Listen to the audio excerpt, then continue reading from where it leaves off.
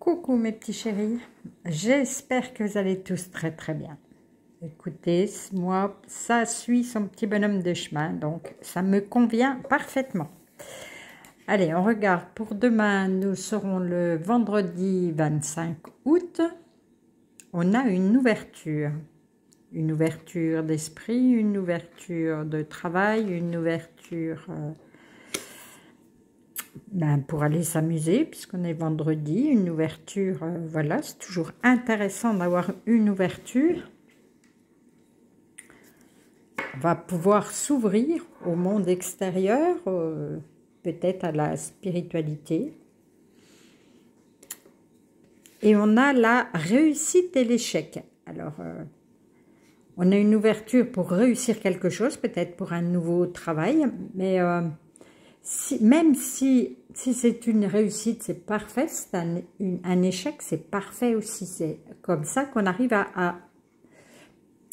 à surpasser quelque chose. Il ne faut pas rester sur un sentiment d'échec. Non, non, je n'ai pas réussi là, donc je suis capable de faire autrement. J'ai compris de cet échec-là, donc je peux rebondir dessus et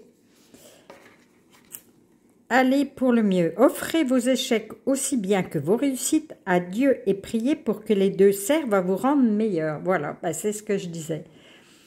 Donc voilà, l'échec, il est tout aussi important, même quelquefois plus important, parce qu'on va savoir où ne pas aller et surtout ne pas comment faire pour recommencer.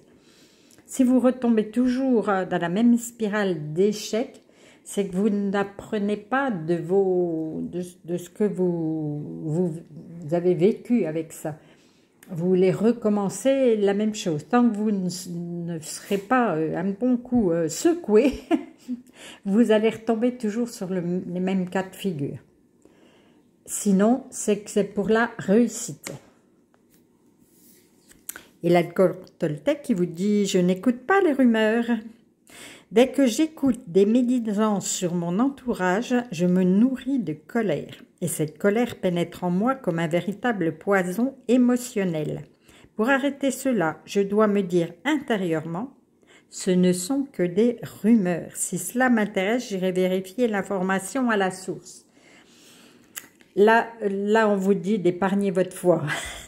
Je dis ça, c'est parce que la colère se pose toujours sur le foie et c'est toujours un souci. Voilà, les rumeurs, quand ça concerne, je sais pas, vos parents, vos enfants, vos amis que vous aimez beaucoup, vous entendez quelque chose, ça vous touche, ça vous met en colère. Mais c'est vrai que ce sont souvent des rumeurs. Si vraiment ça vous touche fort, si vous voulez vraiment vous en débarrasser, allez chercher vers les intéressés la vérité. Sinon, laissez tomber, ce ne sont que des rumeurs et à la limite, je dirais, ça ne vous concerne pas. Voilà, n'écoutez pas.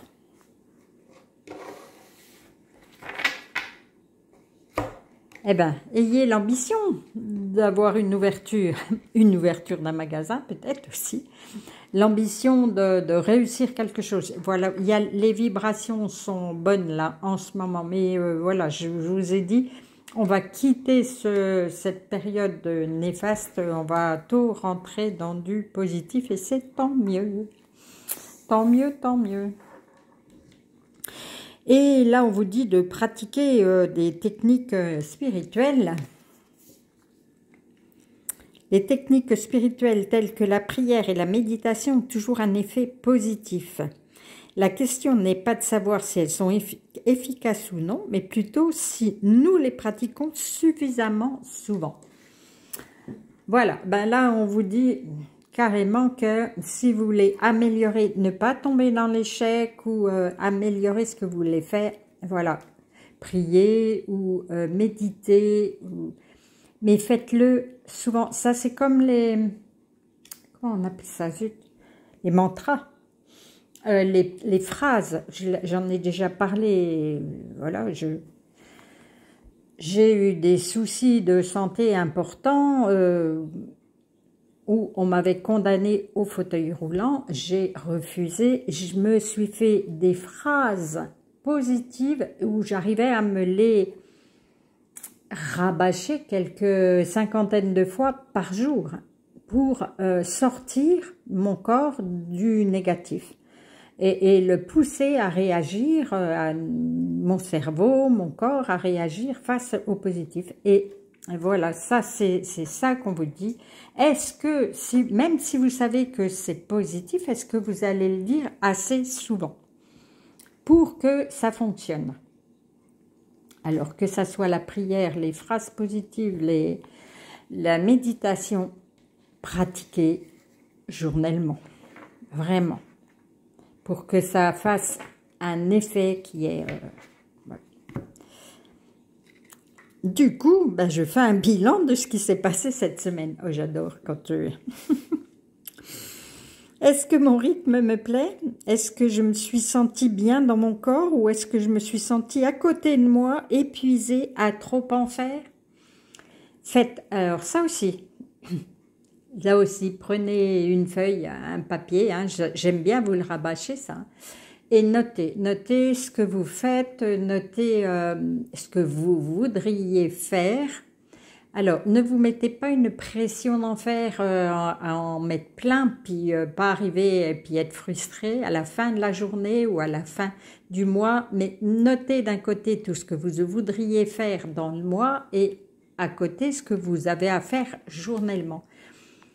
Et petit à petit, au fur et à mesure du mois que le mois passe, trouvez du temps pour placer ce dont vous voulez faire à côté.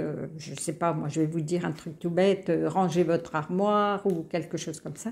Il faut que vous arriviez à le caser dans le mois. Et vous allez voir, là on vous parle de semaine, mais vous allez voir même au jour le jour et tout, comme ce que vous faites, c'est presque incroyable parce qu'on fait des choses tellement machinales, on ne se rappelle pas le soir. Alors que quand vous reprenez votre feuille et que vous regardez, ben oui, mais j'ai fait tout ça, mais c'est pas étonnant que la journée a passé si vite, quoi, voilà. Et félicitez-vous, franchement, voilà. Est-ce que ça vous rend heureux ou est-ce que vous n'êtes pas d'accord avec ça? Changez avec ce que vous aviez mis, vous étiez peut-être trop mis la pression et tout, enlevez des choses, prenez du temps. Et en faisant ça, du coup, vous allez décharger votre charge mentale et ben bon sang, et ça va vous permettre justement de glisser quelque chose entre deux activités parce que vous ne serez plus dans la compétition, mais par contre, vous allez vous apercevoir que vous faites vraiment plein de choses. Et derrière, c'est je sais de vouloir être parfait. Absolument. On est complètement d'accord avec ça. Personne ne l'est. Mais personne. Donc, c'est pas la peine de... Ah bah tiens, pourquoi continuer à être un fantasme qui n'existe pour personne et qui me rend malheureux? Complètement. On n'est pas parfait, on n'arrive pas à faire quelque chose, c'est pas grave. Mais regardez tout ce que vous avez fait à côté. Félicitez-vous et vous allez voir que vous allez prendre cette habitude et ça va être du plaisir après. Bon, ben voilà. Je pensais pas partir sur